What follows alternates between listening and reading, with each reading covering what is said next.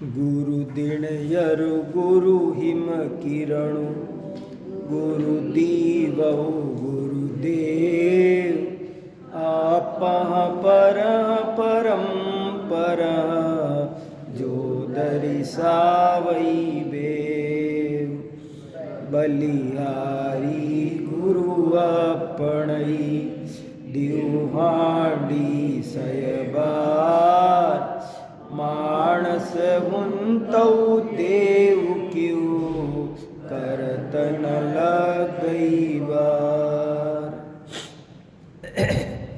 ये पाहुड़ दोहा नाम का ग्रंथ है जिसमें गुरु को प्रणाम करके हमसे धर्म साधना करते हुए कहाँ कैसी अज्ञात भूल रह जाती है उसको सुधारने का सुंदर प्रयत्न किया गया है। कल मैंने वसंत कुंज में गुरु का महत्व विषय पर ही पूरा व्याख्यान किया था। गुरु एक ऐसी वस्तु है, वैसे तो देव शास्त्र गुरु तीनों का जीव पर महान उपकार है और तीनों ही मोक्ष मार्ग के प्रबल निमित्त हैं, लेकिन फिर भी देव और शास्त्र ये निष्क्रिय निमित्त हैं और गुरु सक्रिय निमित्त है, क्योंकि देव और शास्त्र रागी नहीं होते हैं, पूर्ण वीत रागी होते हैं, उन्हें किसी से कोई मतलब नहीं होता। लेकिन गुरु अभी स्वयं साधना में हैं, स्वयं तिरना चाहते हैं, इसलिए कोई तिरने वाला पात्र जीव उनको मिले तो वे उसमें भी बड़ी निमित्त बन जाते हैं। जैसे जाती हुई नौका पर कोई बैठ जाए तो वो भी आसानी से तिर जाता है, ठीक ऐसे ही गुरु का बड़ा महत्व है। इसलिए यहाँ गुरु को प्रणाम किया गया है, जो हालांकि परंपरा से हटकर है।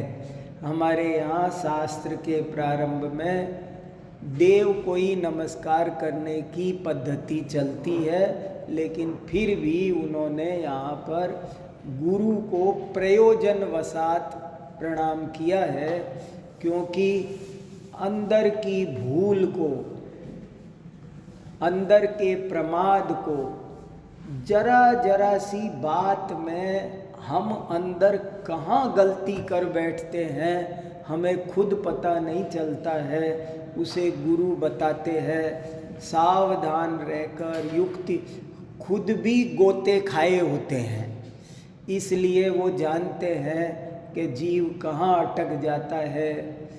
खासकर दो मुद्दे चल रहे हैं इस ग्रंथ में, एक मुद्दा आचरण का है और दूसरा मुद्दा ज्ञान का है। ज्ञान करते समय कहाँ गड़बड़ हो जाती है, शास्त्र पढ़ते हुए भी कहाँ चूक रह जाती है, एक मुद्दा ये चल रहा है। और दूसरा मुद्दा, कोई भी आचरण करते हुए भी अंदर से मन निर्मल नहीं हो पाता है, सो क्या चक्कर पड़ता है। ये दो बातें इसमें खास कर उठाई जा रही है और इसीलिए गुरु को याद किया है। बहुत अच्छा प्रकरण चल रहा है ये, और इसमें अभी तक हमने 116 देखो, मुझे ऐसा ध्यान है, देखो ये 12 से पढ़ के सुना देता हूँ ताकि एक बार ध्यान आ जाएगा। मुझे ध्यान है 116 वहाँ पढ़ा था, पर 12 तक 12 फिर भी कोई नहीं। अधिकस्य अधिकम फलम, शास्त्र में लिखा है अधिकस्य अधिकम फलम। कोई कहे कि मैं पूजा में ये अर्घ भूल गया, दोबारा चढ़ा लो। जहाँ डाउट हुआ तो क्या हुआ, दोबारा चढ़ा लो। हाँ, अधिकस्य अधिकम फलम, तो कोई नहीं, आपको लग रहा है तो एक रिवीजन हल्का सा बहुत शॉर्ट में कर लेते हैं। हाँ, वो सब हुआ था। देखो क्या था 112 में तो बहुत चर्चा हुई थी कि आज भी कोई निर्विकल्प धर्म कर सकता है, ये 112 में कहा था। जुजणे जई करो हलो जई पई देवण ला, जीत चढ़े विणु परम मुनि, सव गया गए मोग। बहुत इम्पोर्टेंट दुआ है। बहुत से लोग ये कॉन्फिडेंस अपने अंदर से नहीं जगा पाते हैं कि आज भी मैं सही धर्म कर सकता हूँ। कहते अरे भाई वो चौथा काल गया ऐसा, पर आज भी कर सकते हैं। कोई भी व्यक्ति आज भी इस मन रूपी ऊंट को जीत सकता है और समस्त गतागत से, जन्म मरण से मुक्त हो सकता है। करहा चरि जिण गुण थलई, तव विल्लड़ई पगाम, विषमी भव संसार गई, उल्लूरी अहिण जाम। ये भी बहुत महत्वपूर्ण है। इस पर हमने चर्चा की थी कि यद्यपि आत्मा में निर्विकल्प लीन होने का नाम ही सच्चा धर्म है, लेकिन ये ऐसी चीज नहीं है कि इधर कहा और उधर हो गई। जब तक ये ना हो तब तक जिन गुण रूपी बेल में अपने मन को चराओ, नहीं तो तुम बहुत घाटे में पड़ जाओगे। कभी बहुत चर्चा की थी हमने कि कई बार कोई आदमी ये सोचता है कि मुझे तो ऊंची नौकरी मिले तो ही मैं लूँगा, बहुत बढ़िया घर मिले तो ही लूँगा, और घर खोजते खोजते ही जिंदगी निकल जाती है। तो यहाँ कहा यद्यपि अपना लक्ष्य शुद्ध निर्विकल्प ध्यान का रखो, असली धर्म वही है, इसे एक मिनट भी मत भूलो, लेकिन जब तक उसकी प्राप्ति न हो तब तक तुमको इस संसार में सर्वश्रेष्ठ काम ये है कि जिनेंद्र देव की भक्ति पूजा इसमें अपने को समर्पित कर दो। संसार में दो ही काम श्रेष्ठ है, आत्मा और परमात्मा। तीसरा, जैसे सती स्त्री दो ही घर में रहती है, या तो अपने घर में पति के घर में और या पिता के घर में, ऐसे ही पात्र जीव, भव्य जीव या तो अपनी आत्मा में रहना पसंद करते हैं और या फिर अपने आप को 24 घंटे, समंत भद्राचार्य ने लिखा, हे भगवान, आचार्य छठे सातवें गुण स्थानवर्ती, वो लिखते हैं, हे भगवान, मुझे तो आपकी भक्ति करने का ऐसा रंग चढ़ा है मानो व्यसन लग गया है, मैं इसके बिना रह नहीं पाता हूँ। व्यसन शब्द का इस्तेमाल किया उन्होंने, जबकि व्यसन शब्द अच्छा नहीं है, नेगेटिव है, लेकिन वो कह रहे हैं मेरे से रहा नहीं जाता। वे जीव बहुत भाग्यशाली हैं, एक एक घड़ी उनकी धन्य है जो देव शास्त्र गुरु की आराधना में व्यतीत होते। ये मनुष्य जन्म या तो आत्मा में लीन होने के लिए है या देव शास्त्र गुरु में पूरी तरह समर्पित हो जाने के लिए। उन्हीं का गुणगान, उन्हीं का चिंतन, उन्हीं की भक्ति कैसे करूं। तुमको पूजे सुरपति, अहपति नरपति देव, धन्य भाग्य मेरो भयो। ऐसा उसको बहुमान आता है। कित निगोद कित नार की, कित तिर्यंच अज्ञान, धन्य आज मानुष भयो, पायो जिनवर था। उसे बहुत महिमा आती है, उसके मन में इतनी महिमा आती है कि 3 लोक तराजू के एक पलड़े पर रख दो, लेकिन देव शास्त्र गुरु उसे बहुत प्रिय होते हैं। ये विधि ठाड़ो होय के, प्रथम पढ़े जो पाठ, धन्य जिनेश्वर देव तुम। सुबह खड़े होकर, सुबह नींद खुलते ही उसे वीतराग जिनेंद्र देव याद आते हैं। कहते हैं धन्य जिने, लाइफ तो आपकी है, जिए तो आप। ऐसी उसे बहुत महिमा आती है। ऐसा ये 113वें दोहे में कहा गया है कि जब तक तुम शुद्धात्मा में निर्विकल्प लीन न हो सको। देखो, दोनों बातें बहुत सावधानी से संभलने की जरूरत है। कितने ही लोग तो कहते हैं आत्मा में लीन वीन की बात ही मत किया करो, इनमें ये ना हो सकती है ना है। वो ये बात करते हैं तो उनको तकलीफ होती है, और कितने कहते इसी की बात करो बस, देवसास गुरु की मत। अरे भैया, ये जिनागम नहीं है। जिनागम बहुत संतुलित है। लक्ष्य हमारा निर्विकल्प आत्मा में लीन होना ही है, वही असली धर्म है। लेकिन वो जब तक ना हो तब तक लाखों करोड़ों काम किसी काम के नहीं है। केवल जिनेंद्र देव की भक्ति, स्तुति, पूजा, इससे श्रेष्ठ काम विश्व में नहीं है। इंद्रादिक भी भगवान की भक्ति के लिए नृत्य कर, कैसा मन लगता है इंद्र का, कैसा मन लगता है। 4 ज्ञानधारी गौतम गणधर क्या भगवान की स्तुति करते हैं। तो भगवान की स्तुति में जिसका मन नहीं लगता उसकी दिल्ली बहुत दूर है। भगवान की स्तुति की क्या महिमा गाई देखो तो सही। और फिर 114 में कितनी अच्छी बात कह रहे हैं। इसमें जो पगाम शब्द है इसका मतलब, पगाम माने तब तक, जब तक तुम निर्विकल्प आत्मा में लीन नहीं हो सकते तब तक अपने मन रूपी ऊंट को जिन गुण की खेती में चराओ।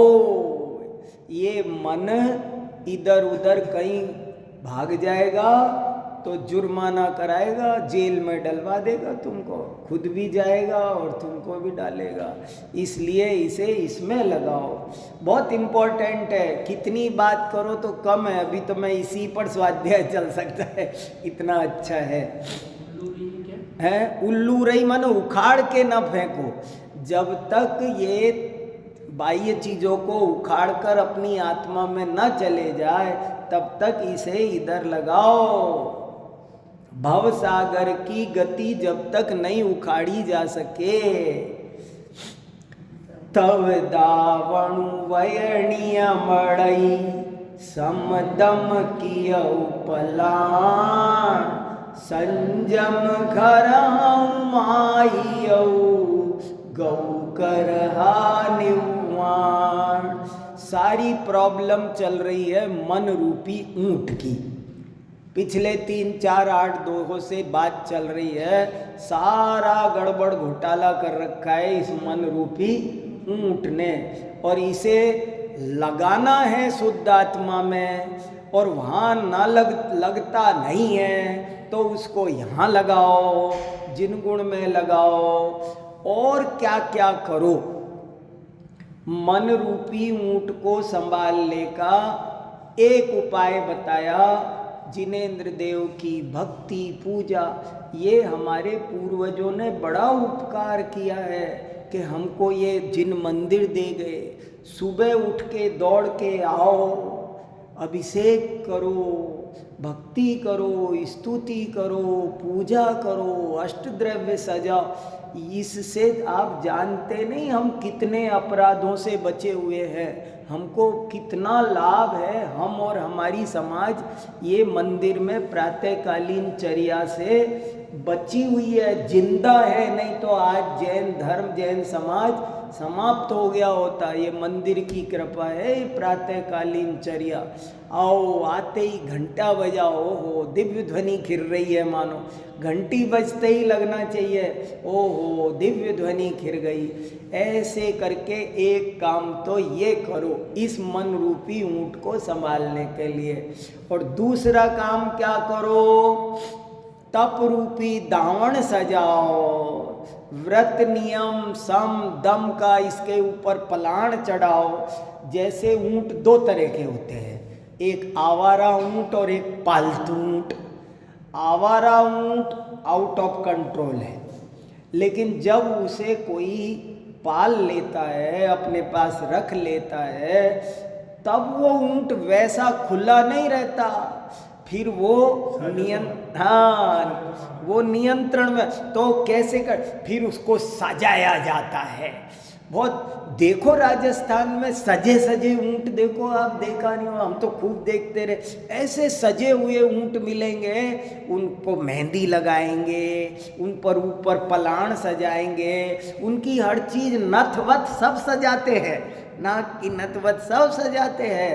तो जब उस ऊंट को सजाते हैं, प्यार से रखते हैं, तो वो वैसी गलती नहीं करता, बल्कि आपका प्रयोजन साधने में सहायता करता है। तो इस मन रूपी ऊंट को संभालने के लिए नंबर 1 जिन गुण में लगा दो। नंबर 2 व्रत नियम संयम तप यथाशक्ति इनमें लगा दो। कैसे भी करके थोड़ा सा भी व्रत नियम संयम लगे तो ये मन बहुत काबू में हो जाता है, थोड़ा सा भी लगे। पर इसको इनसे सजाओ। जरा सी भी आंकड़ी, जरा एक चांडाल ने नियम लिया कि मैं चतुर्दशी को फांसी नहीं दूंगा, इतने में तिर गया। एक भील नियम लेता है कि मैं कौवे का मांस नहीं खाऊंगा, एक कहता है मैं पहली मछली आएगी तो नहीं लूंगा।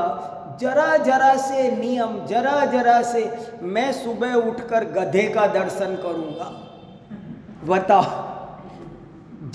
एक ये जो नियम है ना, नियम ये बहुत बड़ी साइकोलॉजी है, ये एक थेरेपी है। आपको 100 दुर्गुणों से बचाने के लिए एक नियम काफी है। 100 दुर्गुणों में नहीं जाएगा वो जीव, इसलिए कहा तू व्रत नियम संयम आदि से इस मन रूपी ऊंट का श्रृंगार कर, इसे सजा।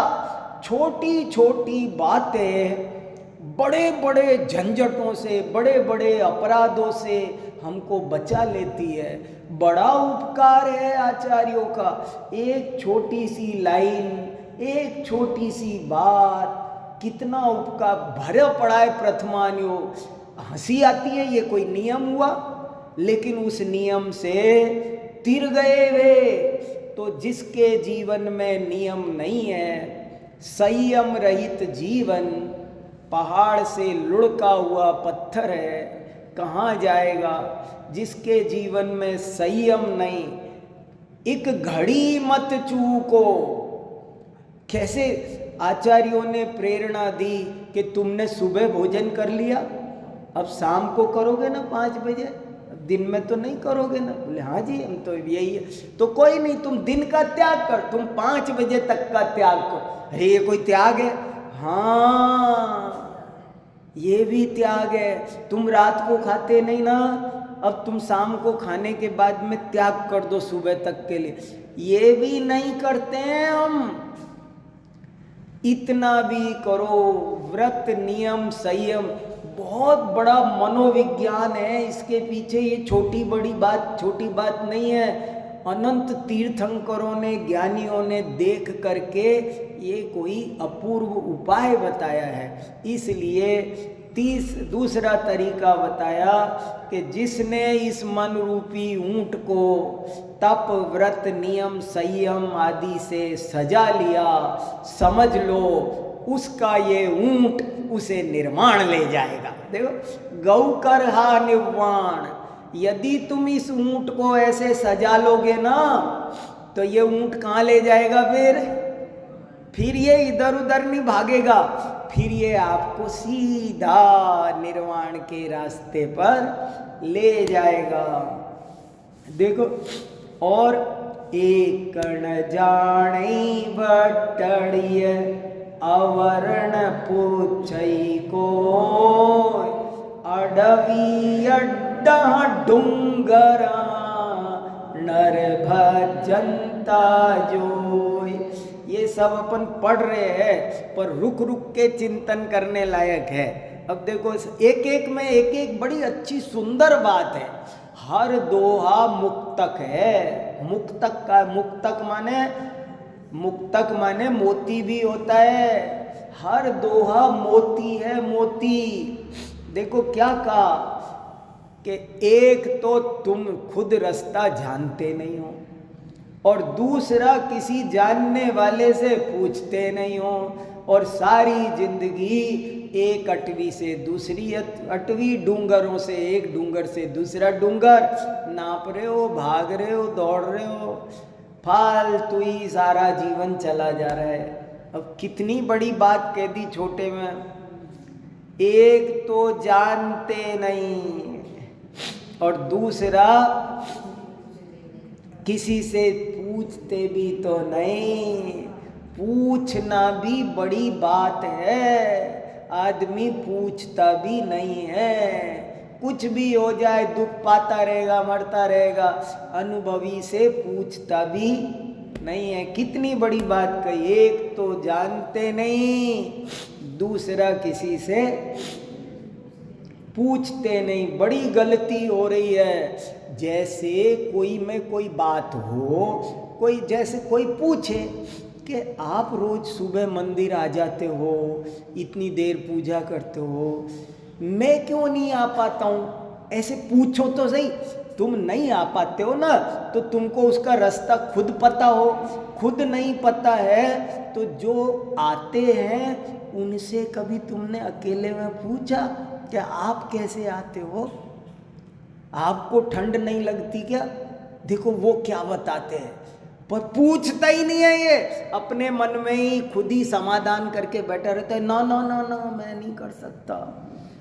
तुम समझते, जानते नहीं और जानने वाले से वो बहुत बड़ी गलती है। जब एक व्यक्ति 2-4 घंटे पूजा कर सकता है, एक व्यक्ति 2-4 घंटे स्वाध्याय कर सकता है, जब एक व्यक्ति 100-200 गाथा श्लोक याद कर सकता है, तो हम क्यों नहीं कर सकते हैं? लेकिन हम ना तो करना जानते हैं और ना किसी से पूछते हैं। ये भी नहीं पूछते कि आपने कैसे की थी, आपको कैसे हुई, मुझे बताओ ना थोड़ा सा।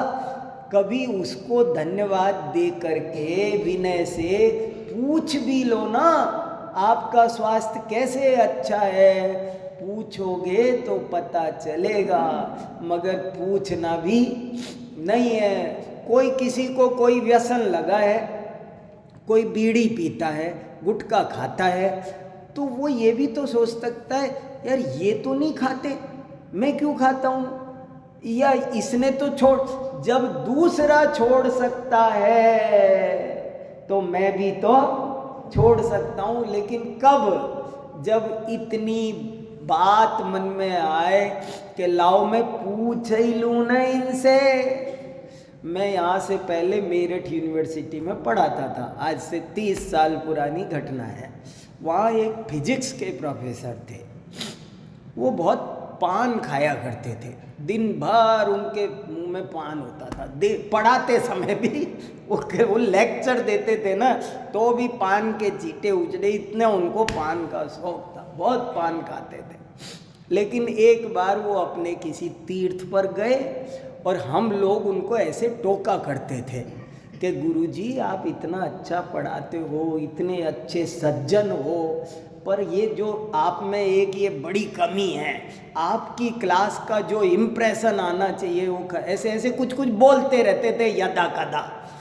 सो एक बार वो किसी तीर्थ पर गए और जा करके वहाँ निर्णय करके आए, वहाँ जेब में जितना था वहाँ छोड़ा और मंदिर में कहा मैं आज त्याग कर रहा हूँ। और त्याग 40 साल की आदत और त्याग कर दी उन्होंने। फिर वो आए तो कुछ उदास दिखे। मैंने कहा क्या हुआ? बोले अभी 2-4 दिन हो गए मन नहीं लग रहा है। मैंने कहा क्या हो गया? बोले मैं सब पान छोड़ आया, मुझे लग रहा है मेरी ज़िंदगी में ये क्या। लेकिन बोले लेकिन वो बोले लेकिन चिंता की बात नहीं है, 40 साल गुजरे हैं, 40 दिन गुजर जाने दो, मैं नॉर्मल हो जाऊंगा, मैं लूंगा नहीं, छोड़ आया हूँ। और ताकत लगा के उन्होंने छोड़ दिया, सो छोड़ दिया, जीवन में दोबारा उसको टच नहीं किया। और फिर उन्होंने बहुत लोगों को छुड़ा दिया। अरे बोले हिम्मत करो, कुछ नहीं है, बच जाओगे, हिम्मत करो, कुछ नहीं है, बच जाओगे। बहुत लोगों को छोड़ा दिया उन्होंने।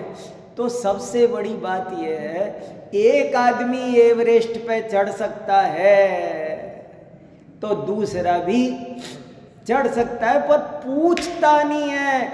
अच्छा ये बन सकते हैं, इतने उपसर्गों को ये सहन कर सकते हैं, इतने वैरी के आगे जरा भी क्रोध किए बिना ये रह सकते हैं, तो मैं क्यों नहीं रह सकता हूँ? लेकिन मैं एक तो वो होने का तरीका खुद जानता नहीं हूँ और दूसरा किसी से पूछता नहीं हूँ।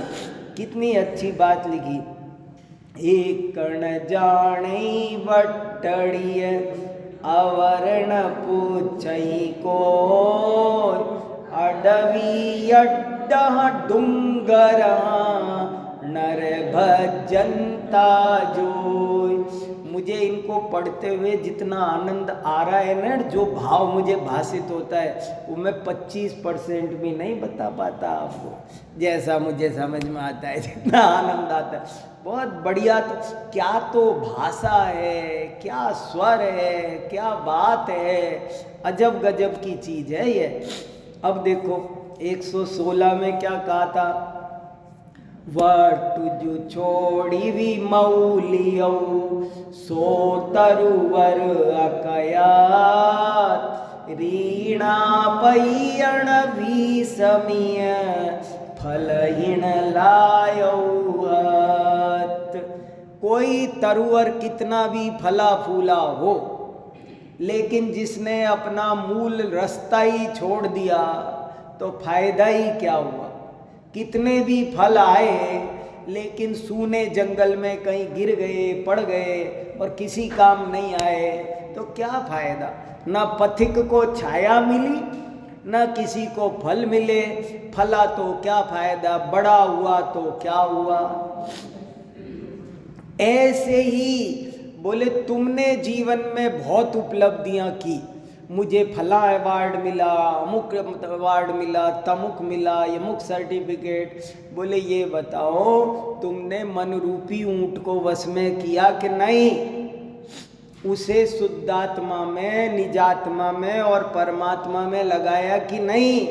बोले वो नहीं लगाया। फिर बोले मेरा ड्राइंग रूम तो देखो, इतनी सील्ड देखो ना मेरी, मैं फला में ये बना था, फला में ये हुआ था, मैंने ये किया। तुम सब सुनाओ, लेकिन हमको ये बताओ मन रूपी ऊंट को तुमने निजात्मा में लगाया? नहीं लगाया तो परमात्मा में लगाया, उसे व्रत तप की दामन से सजाया। बोले ये एक नहीं किया तो सब वही अकथ है, तो सब कुछ अकारत है। यहाँ तक 116 तक का स्वाध्याय हमने किया था, बहुत ही बढ़िया है। दोबारा भी कर लो तो दोबारा भी करो। अब 117 पढ़ते हैं। ये जो पंक्ति, इसका क्या मतलब, जो पत्तों को छोड़कर जो मुखलित होता है? हाँ, पत्ते नहीं, वट वट, ये अनुवाद में गलती हुई है, 2-3 जगह अनुवाद, इसीलिए भी ये किताब छपाई नहीं। वट माने पत्ता नहीं, यहाँ वट माने मार्ग होता है, बटोई होता है ना, वट माने मार्ग, मूल रास्ता, आम रास्ता। तुमने धर्म का जो असली रास्ता था वो तो पाया नहीं, और तुम कह रहे हो कि देखो मैंने ये किताबें सजाई, बहुत अच्छा किया, मगर तुम ये बताओ तुमने वो काम किया? वो कह रहे हैं तुमने बोले साहब मुझे फलानी समाज ने मेरा अभिनंदन किया, सब ठीक है, तुम ये बताओ तुमने मूल मार्ग पर, मूल रास्ते पर 2 कदम बढ़ाया तो शाबाश, और नहीं तो फिर सारी बातें मोक्ष मार्ग में काम नहीं आएगी, ये कहने का मतलब है। मैं कहूँ देखो मुझे शील्ड मिली है, भाई इस शील्ड का क्या करे भाई, ये मतलब है।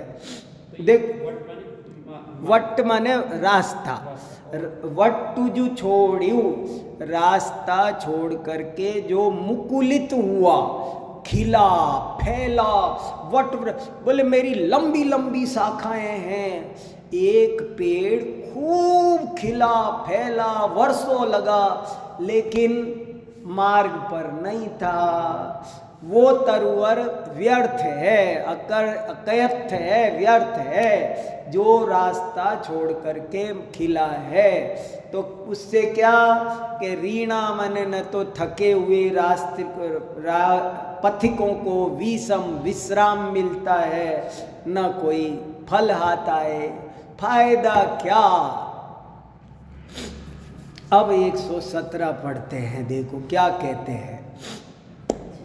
छेदंसण धंदई पड़िय मणहण मोख अजान, एक देव छे भेव क्यू तेणन मोख जंत। बहुत गहरी बात है, ऊंची बात है, बड़े बड़े फिलोसफर्स के समझने की बात है।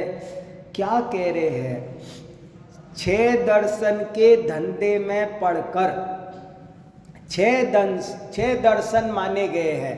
भारत में अनेक दर्शन होते हैं। दर्शन माने संप्रदाय, विचारधारा। उनमें से भारत में 6 दर्शन प्रमुख हैं, और उन 6 दर्शनों में सांख्य दर्शन, योग दर्शन, न्याय दर्शन, वैशेषिक दर्शन, वेदांत और मीमांसा, 3 तो ये पेयर है। इनको समान तंत्र कहते हैं। सांख्य योग, कपिल ने सांख्य दर्शन चलाया, पतंजलि ने योग दर्शन चलाया। एक तो ये दर्शन है। एक न्याय वैशेषिक दर्शन है। कणाद ऋषि ने, गौतम ऋषि ने न्याय वैशेषिक दर्शन चलाया। और वेदांत और मीमांसा, ब्रह्म सूत्र लिखकर बादरायण ऋषि ने, शंकराचार्य ने भाष्य लिखा। पतंज और मीमांसा कुमारिल दर्शन ने, कुमारिल ने ऋषि ने मीमांसा दर्शन चलाया। 3 पेयर तो ये प्रसिद्ध है। और एक जैन दर्शन, एक बौद्ध दर्शन और एक चारवाक दर्शन। ये 6 दर्शन मुख्य माने जाते हैं। ये 6 दर्शनों के धंधे में, धंधा शब्द बड़ा अजीब है। धंधा माने बैड सेंस में, शास्त्रार्थ, उनका वाद विवाद, 60 दर्शनों के वाद विवाद में पढ़ करके मनन मोक्ष जंत, ये मन मुक्त नहीं होगा, मोक्ष नहीं जा पाएगा। तुमने वही मन रूपी ऊंट चल रहा है जबरदस्त। मन शुद्धि का नाम ही धर्म है। 100 बात की एक बात है। और इसीलिए कहा ये मन मोक्ष नहीं जाता है। उसका एक बड़ा कारण ये भी है कि वो केवल 6 दर्शनों की घटाटोप में उलझा रहता है। ये सही कि ये सही, ये गलत है, ये गलत है।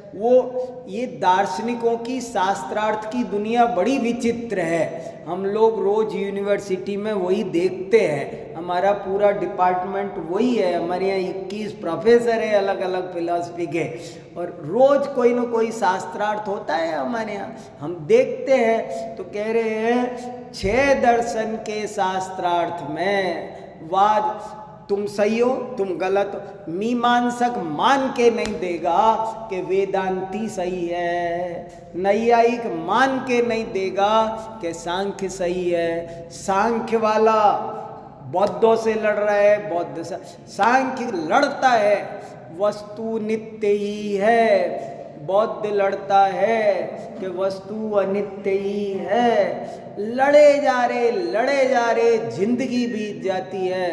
ये नहीं समझते कि एक ही सिक्के के दो पहलू है। इधर से देखो तो ऐसा है, इधर से देखो तो सट दर्शन जो भी बात कहते हैं सभी बातें स्यादवाद से ठीक हैं, क्योंकि वे सब वस्तु के एक एक पक्ष को उजागर करती है।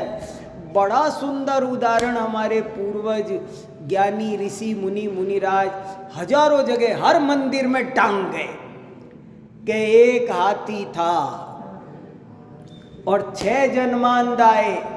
अपन सबको सुनाना आना चाहिए। मैंने देखा, अभी मैं सुना रहा हूँ ना तो बहुतों को लोग हाँ हाँ हमें पता है, पर मैं उनसे कोई इधर आके सुना दो।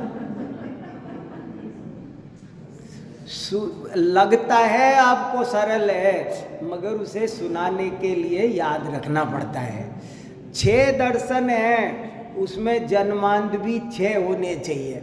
और वे क्या क्या कह रहे हैं, क्या क्या पकड़ रहे हैं, उसका एक गहरा अर्थ है, मामूली अर्थ नहीं है। उस चित्र को समझाने में 1 घंटा 2 घंटा चाहिए मुझे, इतना बारीक बात है। यूं ही देख करके गुजर जाते हैं, ऐसी बात नहीं है। 6 अंधे हैं, हाथी 6 नहीं है, हाथी 1 है, अंधे 6 हैं और 6 अंधों ने एक हाथी के 6 अंग पकड़े हैं और एक एक अंग को पकड़ करके यही हाथी है ऐसा विवाद कर रहे हैं, और इसलिए उनको हाथी के दर्शन नहीं हो पा रहे हैं। हाथी के दर्शन तब होंगे जब वे स्यादवाद से उन सब का समन्वय करेंगे।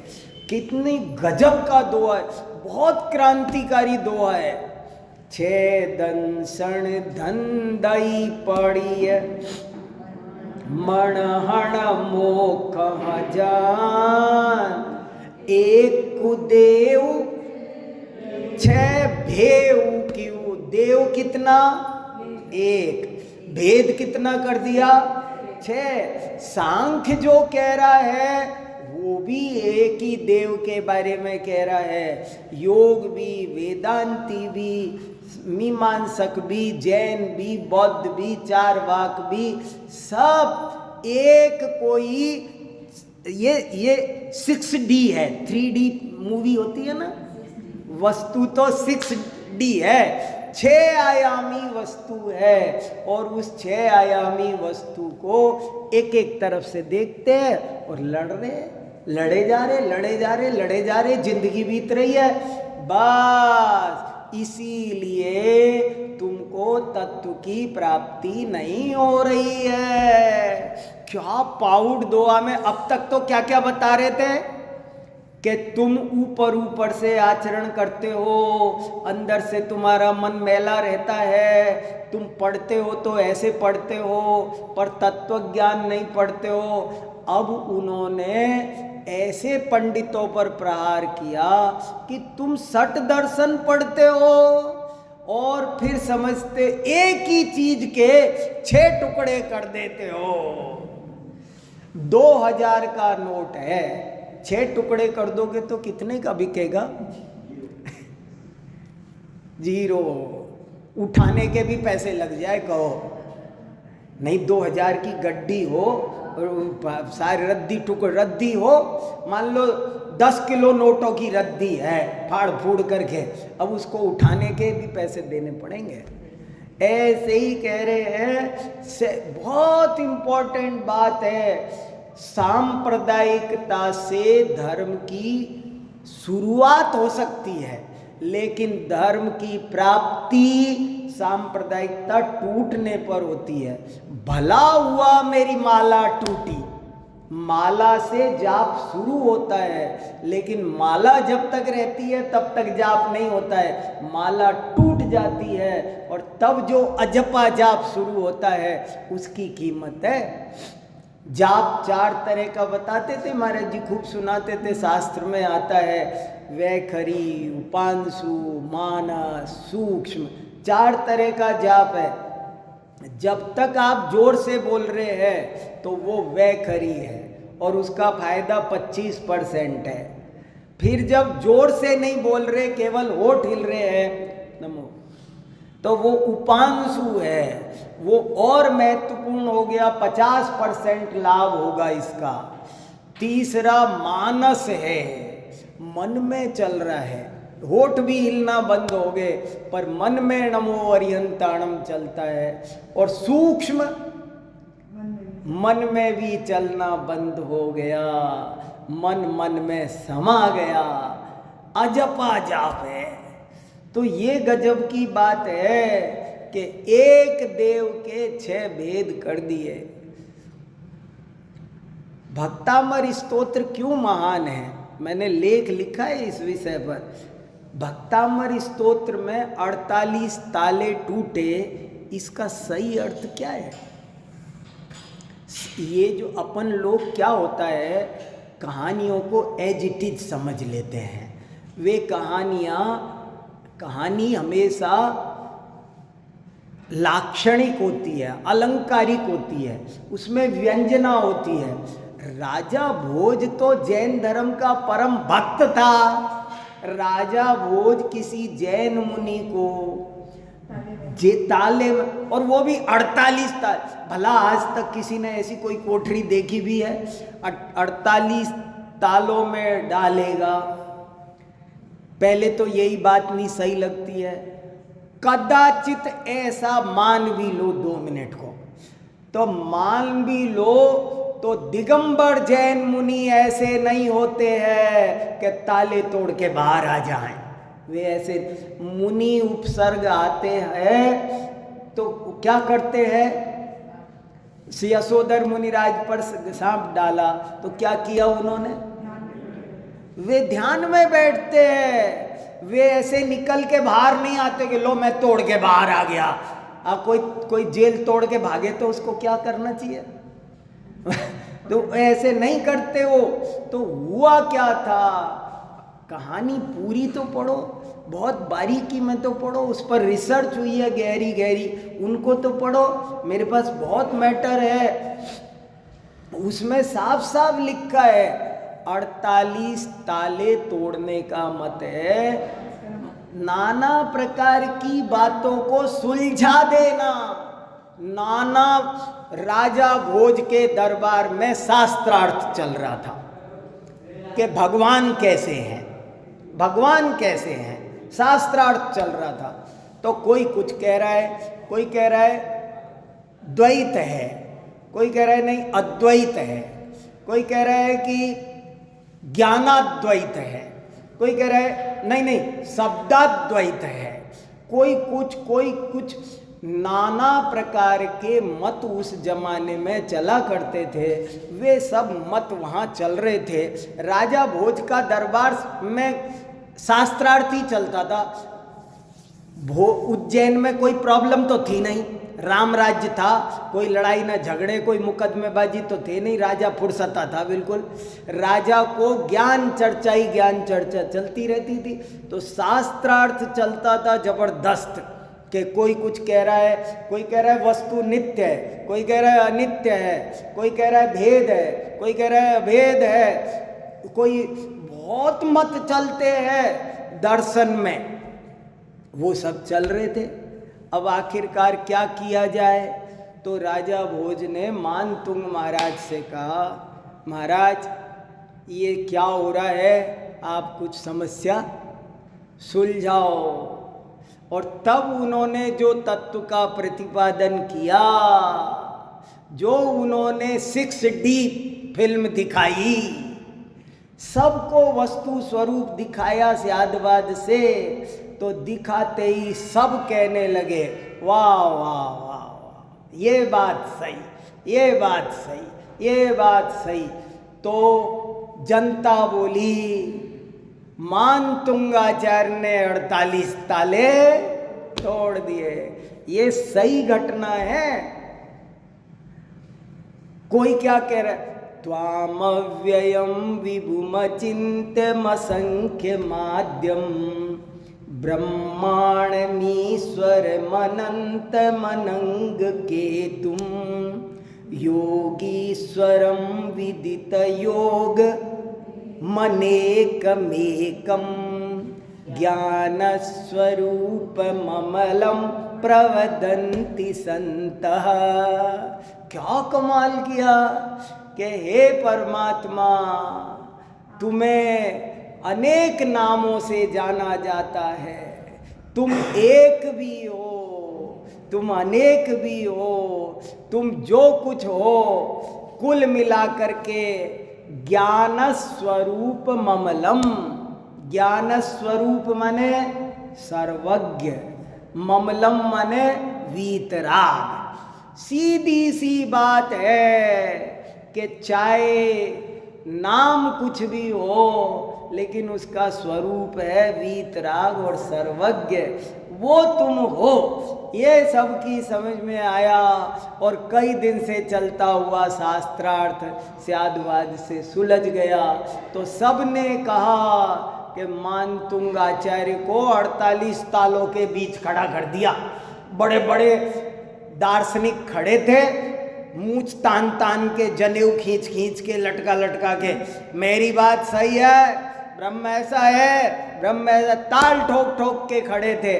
और बीच में राजा भोज ने कहा भैया हमारे किसी का बस का नहीं है, मानतुंग महाराज सुलझाएंगे ये पहेली। तो अब मानतुंग महाराज बीच में खड़े थे और उन्होंने जब स्याद्वाद से वस्तु व्यवस्था समझाई तो सबने कहा यही बात सही है। और इसी को दुनिया ने कहा कि उन्होंने 48 ताले, जैसे आजकल कहते हैं ना, अरे इनके तो 36 मत हो रहे हैं, ऐसे ही पुराने जमाने में 48 कहते थे।